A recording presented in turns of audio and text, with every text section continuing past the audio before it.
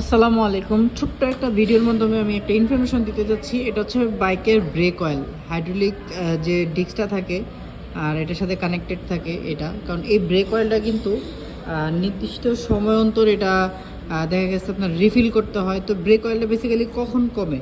যখন দেখবেন যে আপনার বাইকের ব্রেক প্যাডটা দ্রুত ক্ষয় হয়ে যাচ্ছে বা ব্রেক প্যাড ক্ষয় অবস্থায় দীর্ঘদিন চালাবেন, তখন কিন্তু আস্তে আস্তে ব্রেক অয়েলের লেভেলটা কমে আসবে।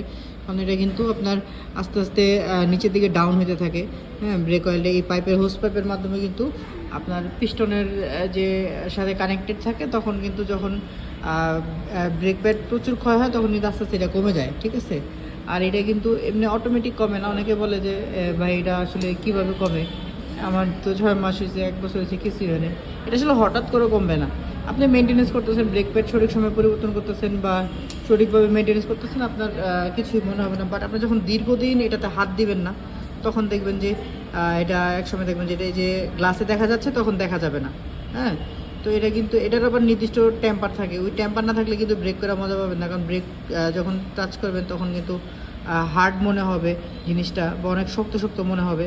হ্যাঁ, তখন এখন যেমন স্মুথলি এটা দেখা গেছে খেলতেছে, হ্যাঁ, তখন কিন্তু এটা যদি অয়েল লেভেল ঠিক না থাকে তখন কিন্তু এটা স্মুথলি খেলবে না, হার্ড মনে হবে যে হাইড্রোলিক বকেটের অবস্থা ভালো না বা সিল চলে গেছে।